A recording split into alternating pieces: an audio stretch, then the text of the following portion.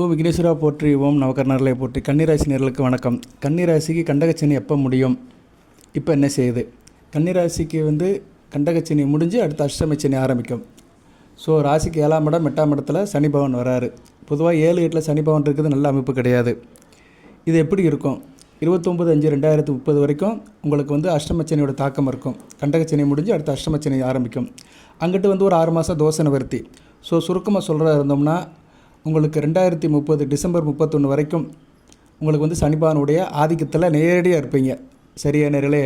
மற்ற எந்த கிரகங்கள் பலன் கொடுத்தாலுமே அந்த பலன்கள் எல்லாமே சனி பகவானுடைய நிபந்தனைக்கு உட்பட்டு தான் கிடைக்கும். மற்ற கிரகங்கள் கொடுக்குற பலன்கள் எல்லாத்தையுமே சனி பகவான் செக் பண்ணி தான் கொடுப்பாரு. அவர் ஒரு டோல்கேட் மாதிரி எல்லாத்தையும் செக் பண்ணி வெரிஃபிகேஷன் பண்ணி தான் உங்களுக்கு பலன்களை கொடுப்பாரு. இப்போ சனி பகவான் உங்கள் ஜனன ஜாதகத்தில் நல்ல நிலைமையில் இருக்கணும். நீங்கள் கன்னி ராசியில் பிறந்திருக்கிறீங்க. உத்திரம், அஸ்தம், சித்திரை எந்த நட்சத்திரமாக இருந்தாலும் சரி, ராசிக்கு 12ஆம் இடத்துலையும் ராசிலையும் 2ஆம் இடத்துல சனி பகவான் இல்லாமல் பிறந்தவங்களுக்கு ஓரளவு நல்லாயிருக்கும். அப்படி இருந்து பிறந்தவங்க 7 சனியில் பிறந்திருக்காங்கன்னு அர்த்தம். இப்போ உங்கள் ராசி கட்டத்தில், ஜனன ஜாதக ராசி கட்டத்தில் சனி பகவான் சிம்மம், கன்னி, துலாமில் இருந்தாருன்னா அவங்க 7 சனியில் பிறந்திருக்காங்கன்னு அர்த்தம். இவங்களுக்கு கஷ்டம் அதிகமாக இருக்கும். ஒரு வரையில் சொல்லிட்டு போனோம்னா இவங்க ரொம்ப கஷ்டப்படுவாங்க. இந்த அமைப்பில் பிறந்தவங்க ரொம்ப கஷ்டப்படுவாங்க. இதை உங்கள் ஜாதகத்தை பார்த்து செக் பண்ணிக்கோங்க. சனி பகவானுடைய நிலையை இருப்பை உங்கள் ஜனன ஜாதகத்தில் செக் பண்ணிக்கிட்டு இந்த வீடியோவை பார்த்தீங்கன்னா பலன்கள் உங்களுக்கு கரெக்டாக பொருந்தும். சரியா? ஜனன ஜாதகம் தெரியாமல் சும்மா யூடியூப்பில் போடுறாங்க அப்படின்னு நீங்கள் பலன்கள் கேட்டிங்கன்னா அது சில பேருக்கு மேட்ச் ஆகாது. ஜனன ஜாதகத்தில் இருப்பை தெரிஞ்சுக்கிட்டு தான் நீங்கள் பார்க்கணும். உங்கள் பேர் என்ன, உங்கள் பேரை தெரிஞ்சால் தான் கூப்பிட முடியும். அப்போ தான் நீங்கள் திரும்பி பார்க்க முடியும். சரியா? சிவகுமார்னு பேர் தெரிஞ்சால் தான் நீங்கள் திரும்பி பார்க்க முடியும். என் பேரே தெரியாதுன்னா அப்புறம் எப்படி திரும்பி பார்க்க முடியும்? ஸோ ஒவ்வொரு மனிதனுக்கும் ஒரு பேர் இருக்கும் மாதிரி ஒவ்வொருத்தருக்குமே ஒரு ஜாதகம் இருக்கும், ஜாதக அமைப்பு இருக்கும். அதில் சனி பகவான் எப்படி இருக்காருன்னு நீங்கள் செக் பண்ணிக்கோங்க. ரைட்டு. இப்போ சனி பகவானை பற்றி கொஞ்சம் சொல்லிவிட்டு நான் பலன்களை சொல்கிறேன். இந்த பலன்கள் 2030 வரைக்கும் உங்களுக்கு நிற்கும். சரியா? 2030 டிசம்பர் 2 வரைக்கும் நிற்கும். இன்னும் நாட்கள் நிறையா இருக்குது. சரியா? இன்னும் கிட்டத்தட்ட 2026, 27, 28, 29, 30 இங்கிட்டு ஒரு 4 மாதம், கிட்டத்தட்ட 2.25 வருஷத்துக்கு மேலே இருக்குது. 4.25 வருஷத்துக்கு மேலே இருக்குது. 4.25 வருஷத்துக்கு மேலே சனி பகவானோட ஆதிக்கத்தில் இருப்பீங்க. அதனால தான் இந்த வீடியோக்கு தம்மையில் போடுவேன் நான். கண்டகச்சனி எப்போ முடியும், அதாவது 7ஆம் இடத்துல இருக்க சனி எப்போ முடியும், இப்போ என்ன செய்யுது, அடுத்து என்ன செய்யும், இப்படி தான் நான் தம்மையில் போடுவேன் நான். சரியா? பாருங்கள். எது சந்தேகம் இருந்தால் கமெண்ட் பாக்ஸில் கேளுங்க. இப்போ சில பேருக்கு சனி திசை நடக்கும், அவங்களுக்கு கொஞ்சம் கஷ்டமாக இருக்கும். சனி திசை 19 வருஷம் நடக்கும். அந்த 3 நட்சத்திரத்தை பிறந்தவங்களுக்கும் அவங்களுக்கு கொஞ்சம் கஷ்டமாக தான் இருக்கும், இல்லைன்னு சொல்ல முடியாது. அதுபோக செவ்வாய் திசையில் சனி புத்தி, ராகு திசையில் சனி புத்தி இவங்களுக்கு கொஞ்சம் டார்ச்சராக இருக்கும். சனி திசை நடக்கிறவங்களுக்கு கொஞ்சம் டார்ச்சராக இருக்கும். சரியா? ராகு திசை, செவ்வாய் திசை, சனி மகா திசை நடக்கிறவங்களுக்கு நெருக்கடி அதிகமாக தான் இருக்கும். அவங்க ரொம்ப கஷ்டப்படுவாங்க.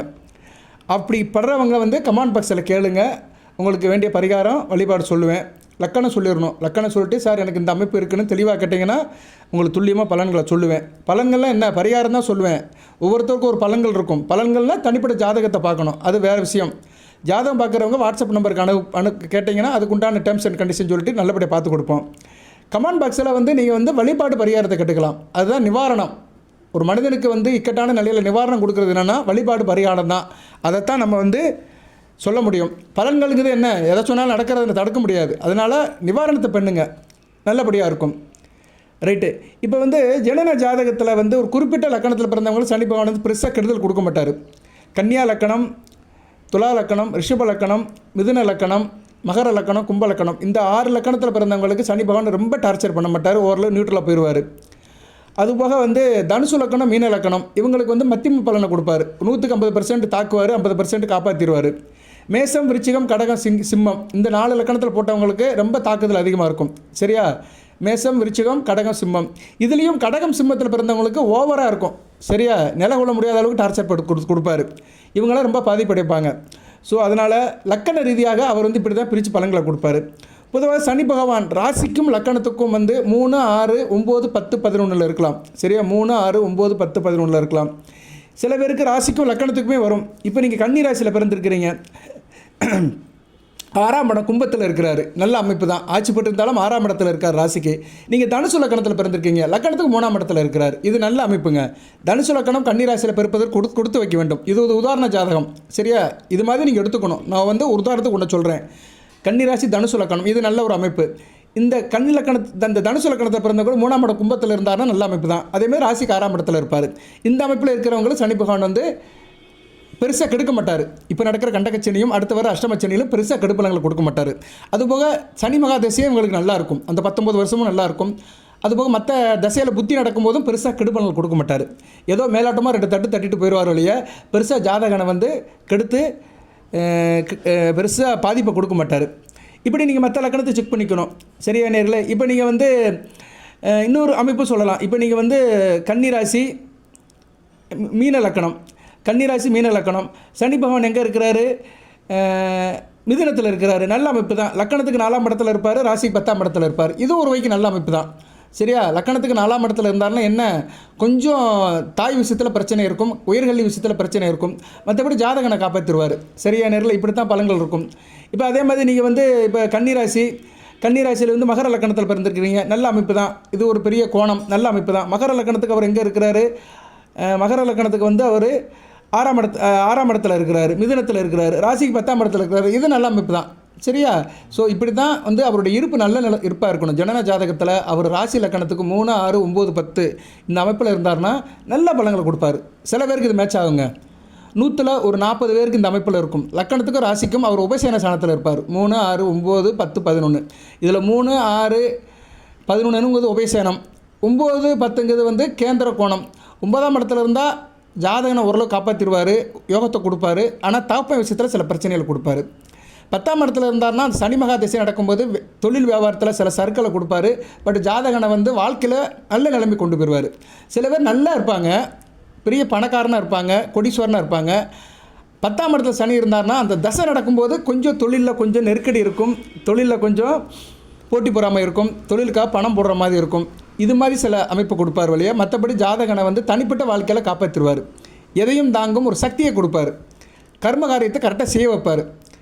ரைட் நேர்களே? இப்போ வந்து சனி பகவான் ஜனன ஜாதகத்தில் எப்படி இருந்தால் எது மாதிரி பலன்களை கொடுப்பாருன்னு சொல்லிட்டேன். இப்போ வந்து அவர் வந்து சில லக்கணங்களுக்கு வந்து மாரக ஸ்தானத்தில் இருக்கக்கூடாது. சரியா? மாரக ஸ்தானத்தில் இருந்தார்னா வறுத்து எடுப்பார். இந்த கண்டகச்சனி அஷ்டமச்சனிலெல்லாம் போட்டு வறுத்து எடுப்பார். நீங்கள் சிம்ம லக்கணம், கடக லக்கணம், மேச லக்கணம், விருச்சிக லக்கணம், தனுசு லக்கணம், மீன லக்கணம் இது மாதிரி லக்கணத்தில் பிறந்திருக்கீங்கன்னு வச்சுக்கோங்களேன். இந்த 6 லக்கணத்தில் பிறந்தீங்கன்னா அவர் வந்து மாரக கேந்திராதிபதி பாதகாதிபதியாக வருவார். சரியா? மாரக கேந்திர பாதகாதிபதியாக வருவார். உதாரணம் நீங்கள் கன்னிராசி கடக லக்கணம், அவர் சிம்மத்தில் இருக்கக்கூடாது. சிம்மத்தில் இருந்தார்னா அவ்வளோதான். ராசிக்கு 12ஆம் இடம், லக்கணத்துக்கு 2ஆம் இடம். இவங்களுக்கு வந்து இந்த கண்டகச்சனி, அஷ்டமச்சனி, சனி திசை இதெல்லாம் நல்லாவே இருக்காது.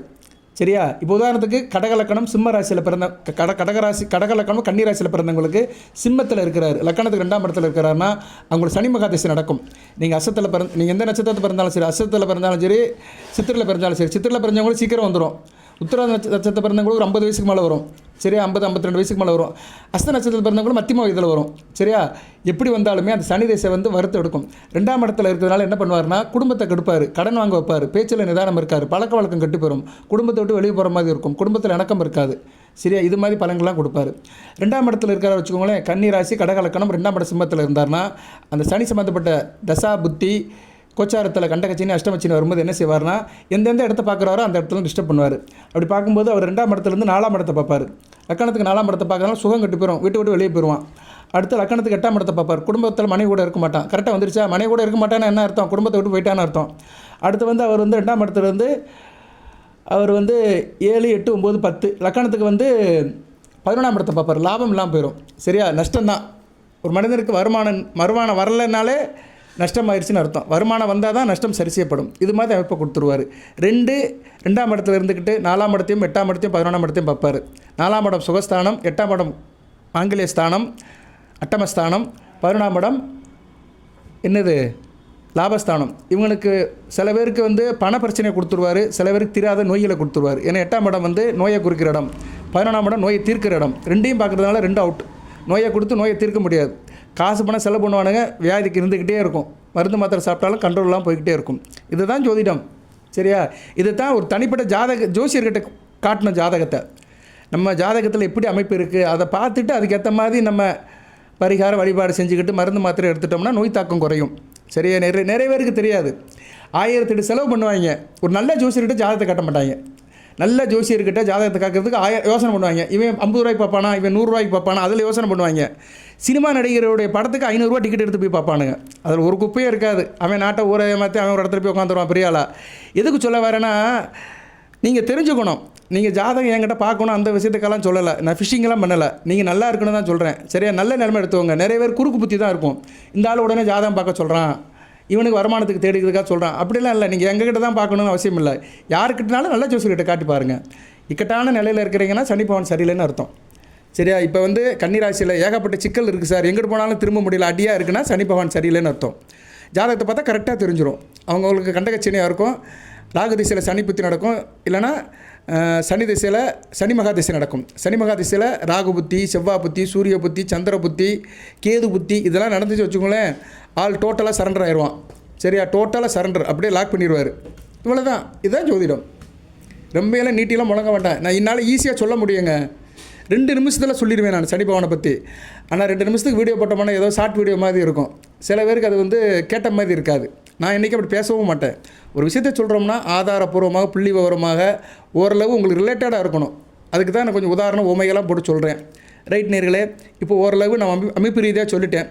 இப்போ அடுத்த பலன்கள் எப்படி சார் இருக்கும் அப்படின்னோம்னா, இப்போ 7ஆம் இடத்துல இருக்கிறார். 7ஆம் இடத்துல எவ்வளோ நாளைக்கு சார் இருக்கிறார் அப்படின்னா, 7ஆம் இடத்துல அவர் வந்து 2027 வரைக்கும் இருப்பார்.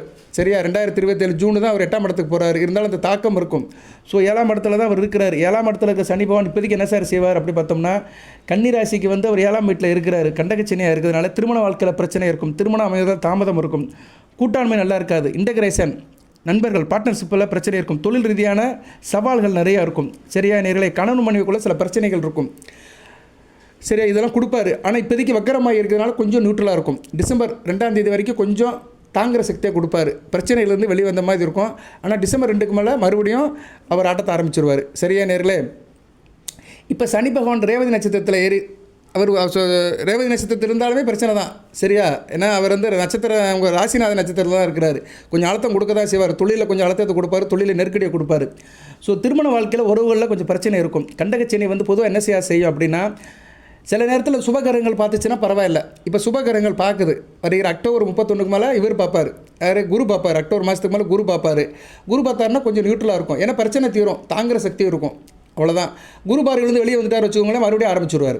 சரியா, சுபகரங்கள் சனி பகவானை பார்க்கும்போது பிரச்சனை தீரும். இப்போ சுக்கிரன் பார்க்குறாரு, உங்கள் ராசியிலேருந்து பார்க்குறாரு.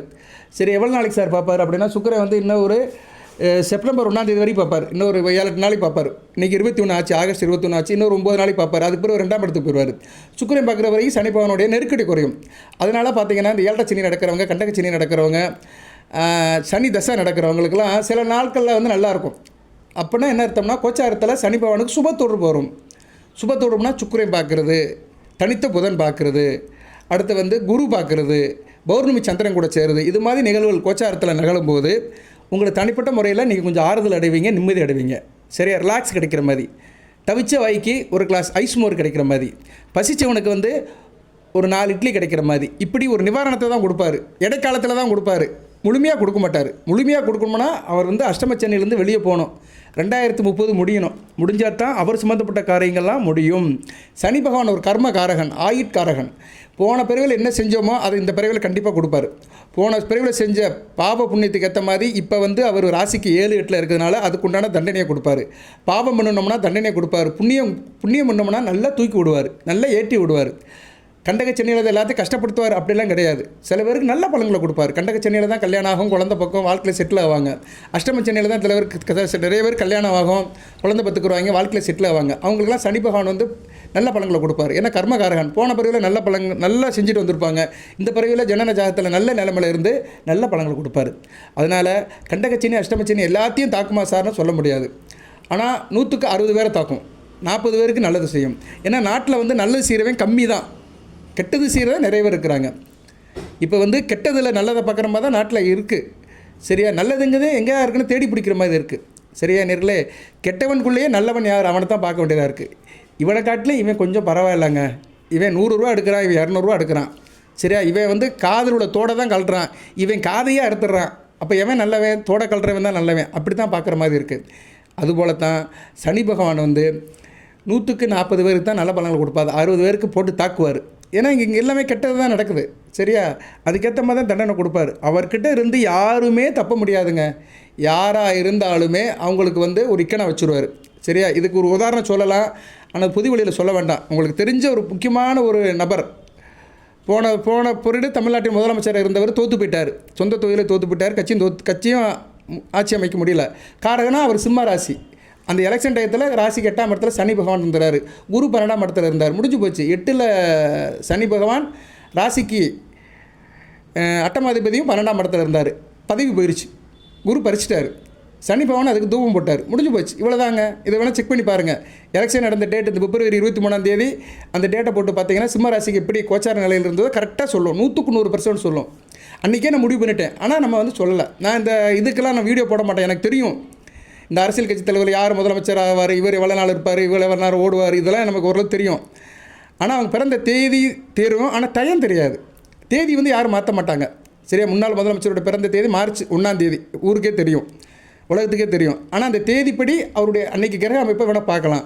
ஆனால் அவர் எந்த டயத்தில் பிறந்தார், எந்த லக்கணங்குது அவர் சொல்லி தான் தெரியும். இல்லைனா அவங்க வீட்டில் இருக்க சொன்னால் தான் பார்க்க முடியும். அது தெளிவாக இருந்துச்சுன்னா சொல்லிடலாம். சில பேருக்கு தெரியும், சில பேருக்கு தெரியாது. எதுக்கு சொல்ல வரேன்னா, பெரிய பெரிய விஐபிக்கெலாம் வந்து அவங்க பிறந்த டேட்டை வந்து கன்ஃபார்மாக சொல்லிடலாம். டயத்தை வந்து கன்ஃபர்மேஷன் பண்ண முடியாது.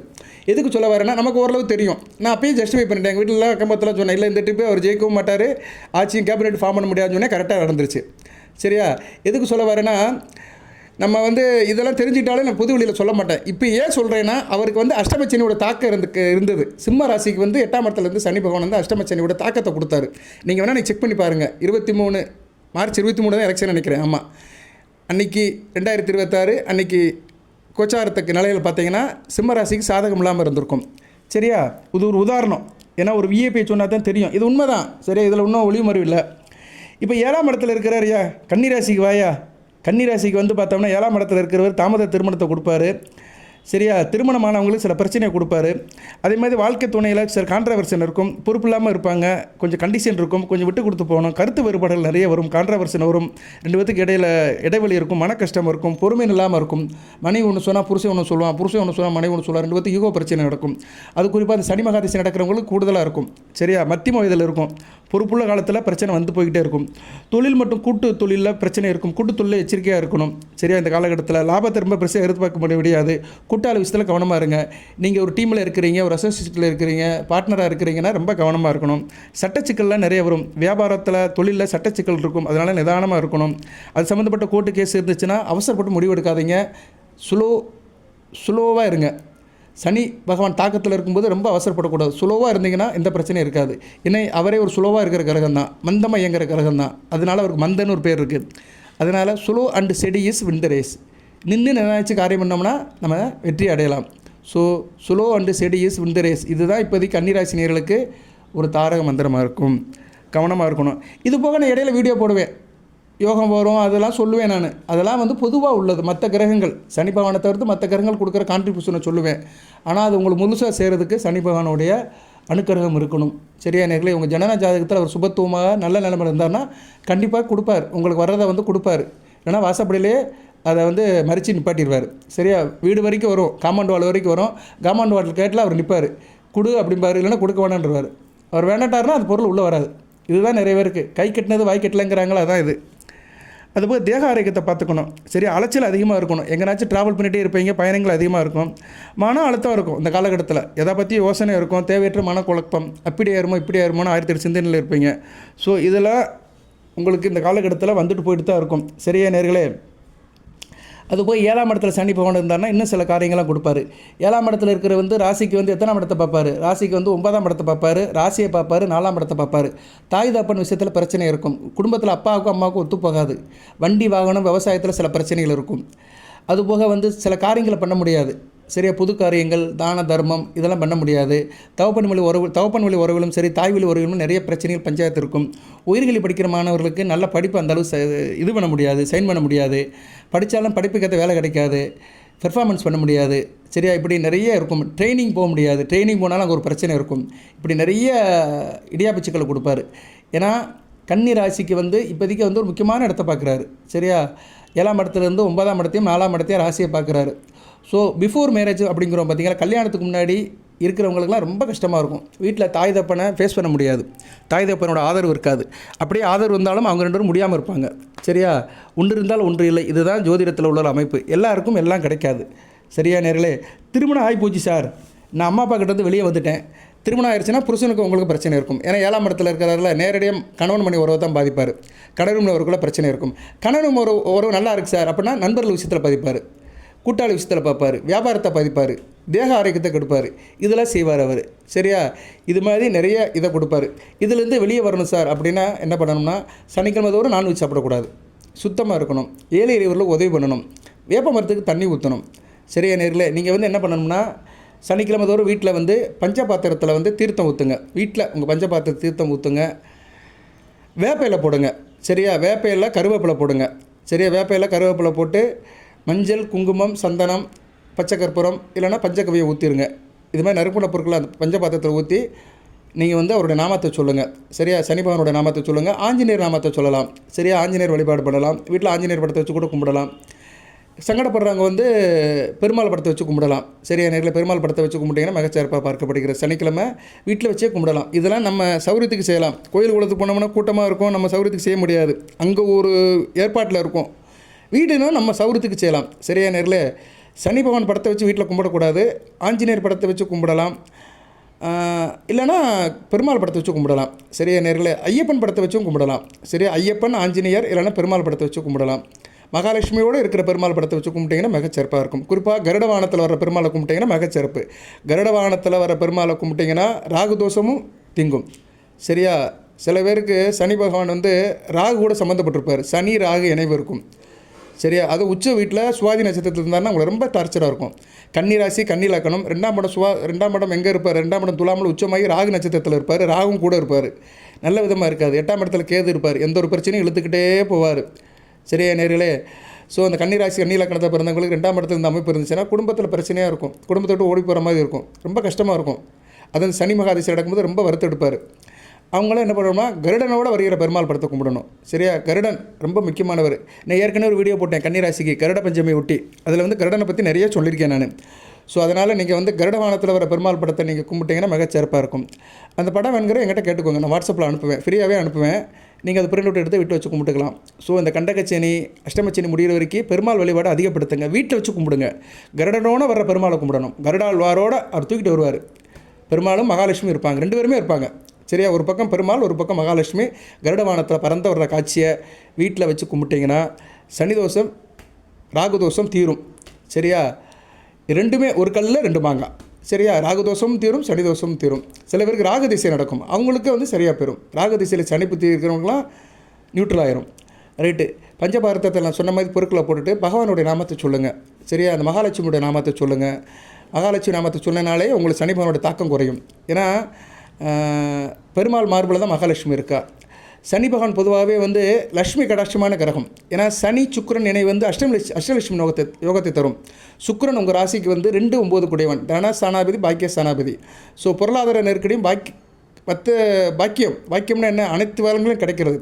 ஸோ நீங்கள் வந்து மகாலட்சுமி தாயை நான் சொன்ன அமைப்பில் கும்பிட்டிங்கன்னா சனி பகவான் தோஷம் வெறுவாக குறையும். சரியா? மகாலட்சுமியுடைய நாமத்தை நல்லா சொல்லணும். ஓம் ஆதிலட்சுமி போட்டி, தனலட்சுமி போட்டி, தானியலட்சுமி போட்டி, திவ்யலட்சுமி போட்டி, திரவியலட்சுமி போட்டி, சௌபாகலட்சுமி போட்டி, வீரலட்சுமி போட்டி, விஜயலட்சுமி போட்டி, ஐஸ்வரலட்சுமி போட்டி, சந்தானலட்சுமி போட்டி, மகாலட்சுமி தாயை, திருமலை சீதையை, நாராயணியே போட்டி அப்படி சொல்லணும். அதுபோக மகாலட்சுமி மந்திரம் இருக்குது, அதையும் சொல்லணும். ஓ நமஸ்தே கமலரூபிணியே அப்படின்னு ஒன்று இருக்குது. சரியா? அந்த மந்திரத்தை சொன்னாலும் நல்ல விதமாக இருக்கும். அந்த மந்திரம் சமஸ்கிருதத்தில் இருக்கும், அது வேணுங்கிறவங்க என்கிட்ட கேட்டுக்கோங்க. நான் ஏன் சமஸ்கிருதத்தில் சொல்லலைன்னா நிறைய பேருக்கு புரியாது, புரிஞ்சாலும் சொல்ல முடியாது. சரியே? நோ நமஸ்தே கமலரூபிணி செல்வவாகினி அப்படின்னு இருக்கும்.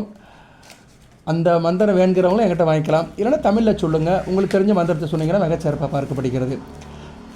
ஸோ அந்த கருடவானத்தில் வர மகாலட்சுமியை கும்பிட்டிங்கன்னா சனி பகவானுடைய தாக்குதல் வெறுவாக குறையும். அந்த மகாலட்சுமி உங்களுக்கு வந்து லட்சுமி கடாட்சியத்தை கொடுப்பா. லட்சுமி கடாட்சியம் வீட்டை கிடச்சிருச்சுன்னு வச்சுக்கோங்களேன், எல்லா பிரச்சனையும் தீர்ந்துடும். சரியா நேரில்? ஓரளவு மன சாந்தியாக இருக்கும். பெண்களால் உங்களுக்கு எந்த பிரச்சனையும் வராது. ஏன்னா மகாலட்சுமி வந்து மங்கீர் குல திலகம், பெண்ணுனாலே மகாலட்சுமி தான். ஸோ பெண்களால் எந்த பிரச்சனை வராது. ஒரு ஆணுக்கு பெண்களால் பிரச்சனை வரல நல்லா இருப்பாங்க. 1000 பிரச்சனை, வேலை பார்க்குற இடத்துல பிரச்சனை, தொழிலில் பிரச்சனை, கட்சியில் பிரச்சனை, வெளி வட்டாரத்தில் பிரச்சனை, 1000 பிரச்சனை இருந்தாலும் அவன் அடித்து துவைச்சி எல்லாத்தையும் பார்த்துட்டு வந்துடுவான். ஆனால் வீட்டுக்கு வந்துட்டா அவன் மனைவியோ அம்மாவோ அவனுக்கு நிம்மதியாக இருக்கணும். கல்யாணம் ஆகலைன்னா அம்மா அம்மா நல்லபடியாக இருந்து வாடா மகனே, நல்லா இருக்கியா, குளிச்சுட்டு வா, அம்மா சமையல் பண்ணி வச்சுருக்கேன் சாப்பிடு அப்படி சொன்னால் அவன் எவ்வளோ பிரச்சனை இருந்தாலும் சாப்பிட்டு டிவியை பார்த்துட்டு தூங்கிடுவான். தாய் அன்பு. கல்யாணம் ஆயிடுச்சு, மனைவி மகாலட்சுமியாக இது இருக்கா, வீட்டுக்கு வரா, வீட்டுக்கு வந்துட்டான், என்னங்க வாங்க கையை காலை கழிட்டு வாங்க, உங்களுக்கு பிடிச்ச சமையல் பண்ணி வச்சுருக்கேன் சாப்பிடுங்க, சாப்பிட்டு அவனை சந்தோஷப்படுத்திட்டான்னு வச்சுக்கோங்களேன், அவனுக்கு அதை காட்டிலும் உலகத்தில் ஒன்றும் கிடையாது. 1008 பிரச்சனை இருந்தாலும் வீட்டுக்கு வந்துட்டால் அவன் அப்படியே ஐஸ் வாட்டர் மாதிரி ஆயிடுவான், குளிந்துருவான். சரியா, பனி உருகிற மாதிரி உருகிடுவான். இது இயல்பு, எல்லா மனிதருக்கும் உள்ள இயல்பு. அதை கொடுக்கணும்னா அந்த மகாலட்சுமி வழிபாடு பண்ணுங்கள். சரியா நேர்களே, என்றைக்கு சார் பண்ணணும் அப்படின்னா சனிக்கிழமை பண்ணலாம். சனிக்கிழமை சனி ஓரை இரவு 8 to 9 கும்பிடலாம். அதுபோக பரணி, பூரம், போராட நட்சத்திரம் வர அன்றைக்கி கும்பிடலாம். ஏகாதசி திதி அன்றைக்கி பண்ணலாம். சரியா, பஞ்சமி தீதி அன்றைக்கி பண்ணலாம். பஞ்சமி தீதி கருடாழ்வார் பிறந்தது. ஸோ இது மாதிரி பெருமாளுக்கு வழிபாடு உள்ள நாட்களில் கும்பிட்டிங்கன்னா மிகச்சிறப்பாக இருக்கும். நான் எதுக்கு கன்னி ராசிக்கு பெருமாளை மையப்படுத்துகிறேன்னா, உங்கள் ராசிநாதன் புதன் பெருமாளோட அம்சம். ஒவ்வொரு ராசிக்கும் சில வழிபாடுகளை சூட்சுமமாக கும்பிடணும். சரியா, எப்படி பிள்ளையார் தாய் தப்பனை கும்பிட்டு அந்த ஞான பழத்தை பெற்றாரோ அது மாதிரி சூட்சுமமான வழிபாடு பண்ணணும். சரியா, நீங்கள் எல்லா சாமியும் கும்பிடுங்க, சிவன் கோயிலுக்கு போங்க, எல்லாத்தையும் கும்பிடுங்க, நான் வேணால் சொல்ல மாட்டேன், எல்லாத்தையும் கும்பிடுங்க. பட் இந்த மகாலட்சுமி வழிபாடு கும்பிடுங்க. இந்த வீடியோ இன்றைக்கி நான் கன்னிராசி போடுறதுக்கு கொஞ்சம் பெருமைப்படுறேன். ஏன்னா இன்றைக்கி வரலட்சுமி நோன்பு, மகாலட்சுமியுடைய அனுக்கிரமான நாள், நல்ல விதமாக பார்க்கப்படுகிறது. சரியா நேர்களே, நல்லா தான் இருக்குது. அதனால் இந்த வீடியோ இன்றைக்கி போடணும்னு இறைவனுடைய சித்தம். நான் இன்றைக்கி அந்த வீடியோவை உங்களுக்கு நான் போடுறேன். இன்றைக்கி அனுச நட்சத்திரம் தான் இருக்குது, பார்த்தீங்களா, சனிபகவானுடைய நட்சத்திரம் இதுதாங்க. நிறைய பேர் சொல்லுவாங்க சாதகம்லாம் சாமி இல்லை, பூதம் இல்லை, ஒன்றுமே இல்லைம்பாங்க. ஆனால் அந்த வைப்ரேஷன் இருக்குது. இன்றைக்கி அனுச நட்சத்திரம், உங்கள் ராசிக்கு 3ஆம் இடத்துல தான் சந்திரன் இருக்கிறாரு, குரு பார்வையில் இருக்கிறார். சூப்பர். இன்றைக்கி பொதுவாக கன்னிராசிக்கு நல்லா இருக்குங்க. இன்றைக்கி 21/8/2026 நல்லாயிருக்கும், ஓரளவு நல்லா இருப்பீங்க. சரியா, எல்லோரும் நல்லா இருப்பீங்க இல்லையோ, ஒரு எப்போ அவரேஜ் ஓரளவு நல்லா இருந்திருப்பீங்க. காரிய வெற்றி இருக்கும்.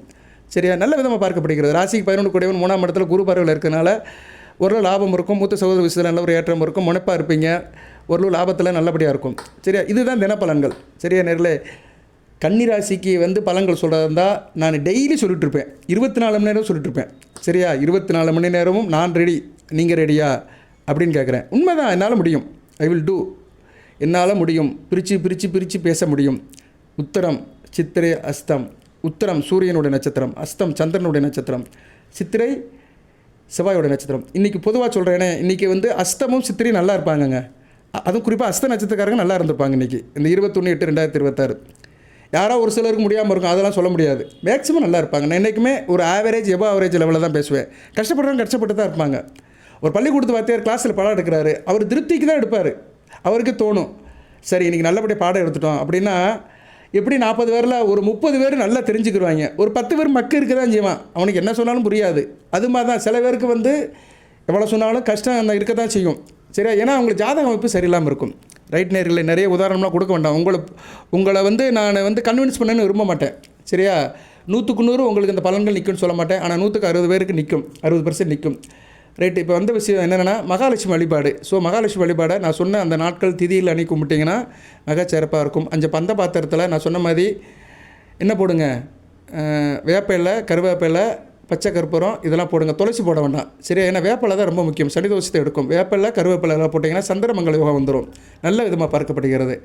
சரியா, சந்திரமங்கல யோகம் இருக்கும். அதை என்ன பண்ணுங்கன்னா, சனிக்கிழமை இரவு 8 to 9 பூஜையில் வச்சு அந்த மந்திரத்தை சொல்லுங்கள். மகாலட்சுமி மந்திரம், பெருமாள் மந்திரம், தெரிஞ்ச மந்திரம்லாம் சொல்லுங்கள். ஐயப்பன் மந்திரத்தையும் சொல்லலாம். சரி, ஐயப்பனையும் வழிபாடு பண்ணலாம், ஒன்றும் பிரச்சனை இல்லை. ஐயப்பன் ஒரு ஏகபத்தினி விரதம் தான், அன்றைக்கி சுத்தமாக இருக்கணும், அவ்வளோதான்.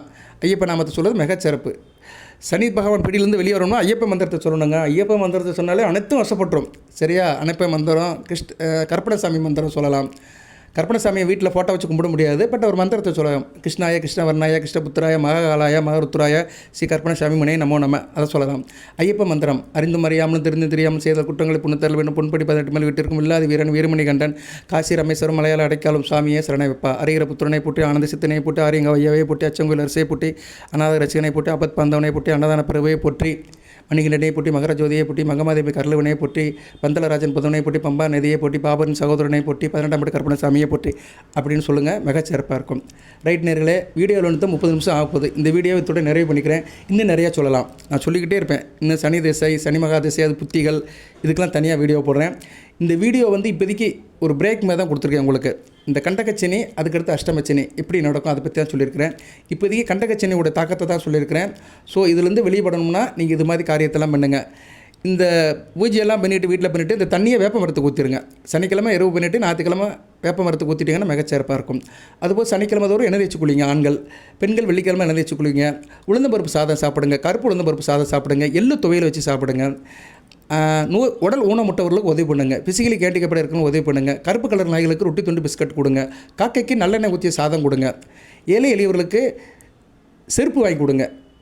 காலணி வாங்கி கொடுங்க. கருப்பு கொடை வாங்கி கொடுங்க. கருப்பு கலர் கம்பளி வாங்கி கொடுங்க. நீங்கள் வாங்கி கொடுக்குற பொருளில் கருப்பு கலர் இருக்கணும். சரியா? இதெல்லாம் கொடுத்தீங்கன்னா மிகச்சிறப்பாக இருக்கும். கோயிலில் வந்து எது விசேஷம்னா நல்லெண்ணெய் வாங்கி கொடுங்க. சாமிக்கு அபிஷேகம் அப்படின்னா நல்லெண்ணெய் வாங்கி கொடுங்க. நல்லெண்ணெய் தீபம் போடுங்க. ஸோ நல்லெண்ணெயை வந்து நீங்கள் பூஜை புனஸ்காரத்தை நிறைய சேர்த்துக்கணும். குத்துவிளக்கு ஏற்றும் போது நல்லெண்ணெய் ஊற்றி குத்துவிளக்கு ஏற்றுங்க. சரியா? இந்த பூஜை பண்ணும்போது வீட்டில் நல்லெண்ணெய் ஊற்றி குத்துவிளக்கு ஏற்றணும். ரொம்ப நல்லதுங்க. இந்த இப்போ கோயில் இப்போ இன்றைக்கி கடையிலலாம் இந்த தீபம் எண்ணெய்னு வருது. அதில் நிறைய கலக்குறாங்க. சரியா? பிசு பிசுன்னு இருக்கும். அது ஒரு வாடவரமாக இருக்கும். அதெல்லாம் தவிர்த்துருங்க. சுத்த நல்லெண்ணெய் போதும். சுத்த நல்லெண்ணெய் விளக்கெண்ணெய் போதும். அது சனி பகவான் வழிபாட்டுக்கு நல்லெண்ணெய் ஊற்றி குத்து விளக்கில் நல்லெண்ணெய் ஊற்றி வழிபாடு பண்ணுங்கள். பச்சை கற்பூரத்தை கொஞ்சம் போல் உடச்சி அதில் போட்டுருங்க. பச்சை கற்பூரமும் ஒரு கிராமையும் உடச்சி அந்த குத்து விளக்கில் உள்ளே போட்டுருங்க. அந்த குத்து விளக்கு அந்த திரி போடுற இடம் இருக்கும்ல, இத்தினூடு போடுங்க. ஒரு சின்ன கிராம்பு லவங்கம் இத்தினூடு பச்சை கற்பூரத்தை உள்ளே போட்டு தீபத்தை பொறுத்தீங்கன்னா மகாலட்சுமியோட அனுக்கிறம் அப்படியே இருக்கும். அந்த அஷ்டலட்சுமியோகம் அப்படியே கிடைக்கும். சரியா? நேரில் ஒரு நறுமணமும் இருக்கும். நல்லபடியாக இருக்கும். சரியா? இவ்வளோதாங்க. இன்னும் நிறைய இது மாதிரி வழிபாட்டு முறைகள்லாம் இருக்குது. சின்ன சின்ன வழிபாட்டு முறைகள் தான். சின்ன சின்ன விஷயத்தில் தான் பெரிய பெரிய லாபங்கள் இருக்குது. சரியா? அதனால் இதை வந்து மனம் வந்து செய்யுங்க. இதுக்கெல்லாம் நிறைய செலவே இருக்காது. இப்போ நான் சொன்னதில் உங்களுக்கு எதுவுமே செலவு கிடையாது. எல்லாமே வீட்டில் தான் செய்ய போகிறோம். அங்கே போகணும், இவரை பார்க்கணும், அந்த கோயிலுக்கு போகணும், அதை வாங்கி கொடுக்கணும், இதெல்லாம் வந்து இருக்கிறவங்க ஏற்பாடு பண்ணிக்கிட்டு தான். சரியா? எல்லாம் மணி மைண்டடாக காசை பறிக்கிற வேலை தான். இதெல்லாம் வேண்டாம். நம்மளே ஏற்கனவே கஷ்டத்தில் இருக்கிறோம். எதுக்கு போய் காசை போட்டு செலவு பண்ணிட்டுவானே? வீட்டிலேயே எளிமையாக கும்பிடுங்க, இனிமையாக இருக்கும் என்ற வார்த்தையை சொல்லிவிட்டு இந்த வீடியோவை நிறைவு பண்ணுறேன். எல்லாம் வல்ல இறைவன் கன்னிராசி நேயர்களுக்கு சில சோபாக்கியத்தும் சில ஐஸ்வர்யத்தையும் சில நன்மையிலையும் கொடுப்பார். உத்திரம் சித்திரை அஸ்த நட்ச நேயர்கள் அனைத்து வளங்களும் நலங்களையும் பெற்று தேக ஆரோக்கியத்துடன் தீர்க்காலுடன் நீடோடி வாழ்க நிறைந்த வளம் பெறுக. சங்கடம் தீர்ப்பார் சனி பகவான், அந்த கர்மகாரகன், ஆயுட்காரகன், சாயாதேவி மைந்தன், சூரிய புத்திரன், சரியா சனீஸ்வரன் உங்களுக்கு வாழ்க்கையில் நல்ல ஒரு ஏற்றத்தை கொடுப்பார், முன்னேற்றத்தை கொடுப்பார். காரிய தடங்களை அகற்றுவார். சங்கடம் தீர்ப்பார் சனீஸ்வர பகவான். மங்களமுங்கம் மனந்தந்து அருள்வார். வாழ்த்துக்கள். நன்றி.